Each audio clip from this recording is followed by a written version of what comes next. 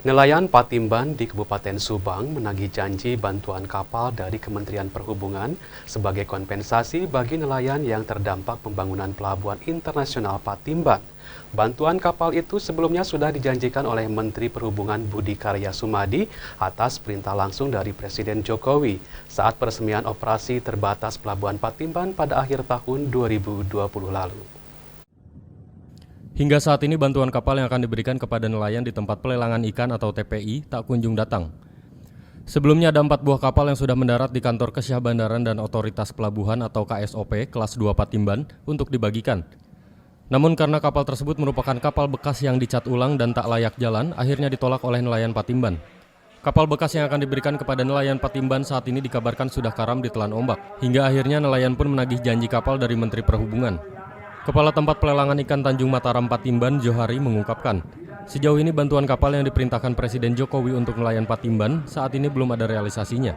Untuk itu nelayan Patimban yang berjumlah 800 orang menagih janji bantuan kapal dari Kemenhub karena dengan adanya pembangunan Pelabuhan Internasional Patimban, aktivitas nelayan dalam 2 tahun terakhir terganggu bahkan penghasilan pun turun 60%. Apalagi di saat ini, di situasi ini pandemi yang belum selesai hingga perekonomian kita semakin jatuh gitu Pak ya, baik di pemasaran ikan maupun pendapatan ikan.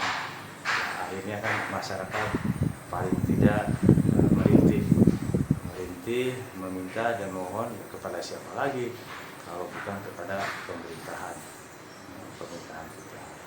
Maka dari itu kami mengharapkan kepada pemerintah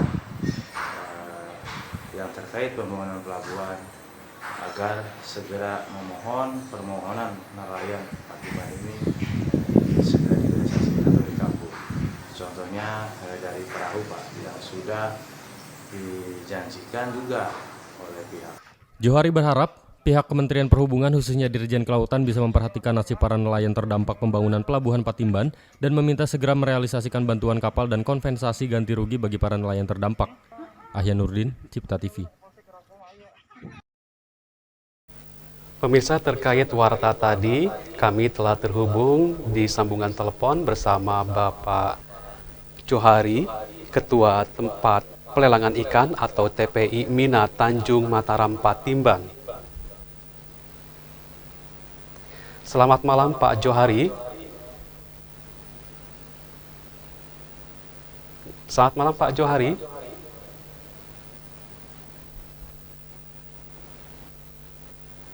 Ya, Bapak bisa mendengar suara saya di studio Pak? Alhamdulillah bisa Pak, terdengar. Ya, selamat malam Pak Johari. Selamat malam Pak. Ya, gimana kabarnya, sehat ya Pak ya? Alhamdulillah sehat. Ya, baik Pak. Nah, kabarnya para nelayan di Patimban Subang menagih janji Kementerian Perhubungan yang terdampak akibat pembangunan Pelabuhan Internasional Patimban. Seperti apa janjinya Pak? Ya, betul. Nelayan Patimban ini sangat menanti apa ya? Sangat menanti sekali bahwa yang sudah dijanjikan oleh Kementerian Perhubungan, Pak. Dirjen Kelautan, kemudian lewat Dinas Kelautan Perikanan Kabupaten Subang. Namun sampai saat ini, Pak, ada kunjung datang. Itu diperkirakan hampir 1 tahun. Ya, gimana Pak? Padahal, iya sampai saat ini belum kunjung datang, gitu Pak. Belum kunjung datang, berarti belum direalisasikan ya Pak? Iya, betul. Baik Pak, bisa dilanjut?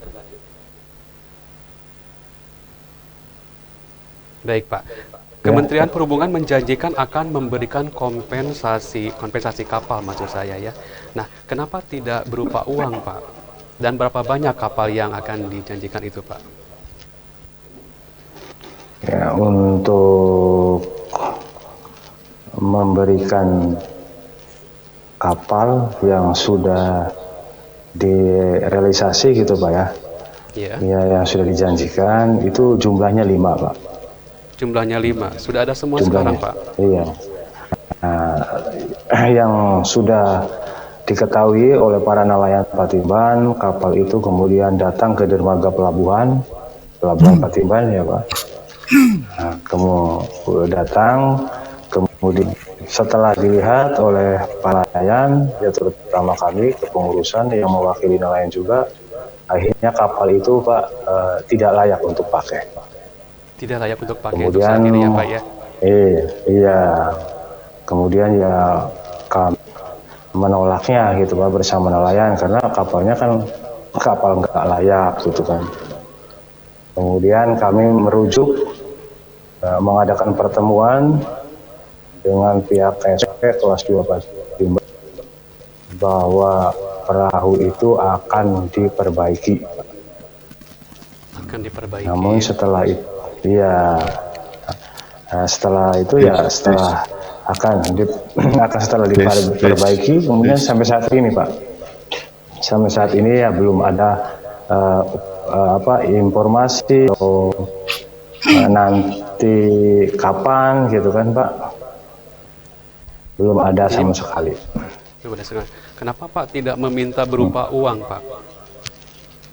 Oh iya, ya sebetulnya kalau masyarakat Pak nelayan Patimban memintanya sih kepada pemerintah itu, ya, memintanya kompensasi uang Pak, memintanya Ya. Sampai Mas itu menginginkan sekali ya Bapak nelayan Patimban sampai istilahnya mengadakan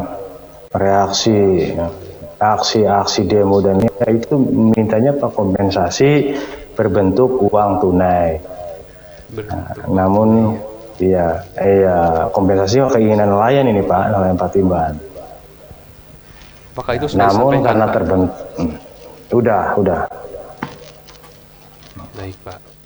Nah, sekarang untuk nelayan, apa yang dirasakan langsung dampak dari pembangunan Pelabuhan Internasional Patimban itu, Pak? Ya tentunya dampaknya Pak untuk nelayan Patimban ya sangat banyak lah. Sangat banyak ya. Contohnya yang contoh misalnya Pak mengenai areal alat tangkap. Karena areal yang dibangun sekarang ini Pak buat pelabuhan itu kan jumlahnya sudah hampir 20 hektar Pak. 20 hektar. Itu kan salah satu tempat pengambilan ikan sebelum lokasi itu dibuat pelabuhan. Jadi nelayan itu beroperasinya di wilayah situ, Pak. Jadi untuk lokasinya sudah terhimpit, Pak, sudah makin sedikit. Nah, lokasinya sudah, kalau lokasi sih lebar, Pak. Cuman kan akhirnya menempuh dengan jarak yang jauh. Iya. Gitu, Pak. Jadi mungkin BOP-nya, biaya operasionalnya gitu, Pak. Ya. Meningkat, yang tadinya 50.000 ya menjadi 100.000 gitu Pak. Baik Pak. Nah, berapa penghasilan Pak, pendapatan atau dari nelayan sebelum dan sesudah yang terdampak dari pembangunan Pelabuhan Patimban ini Pak? Kalau untuk pendapatan sebelumnya itu nelayan itu kan rata-rata menghasilkan Pak. Jadi maksudnya yang rata-rata begini.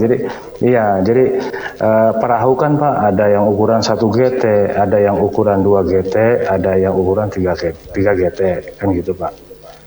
Nah, jadi yang ukuran 1 GT itu ukuran yang 1 GT udah mat karena posisinya kan harus ke tengah. Jadi udah nggak bisa, dia udah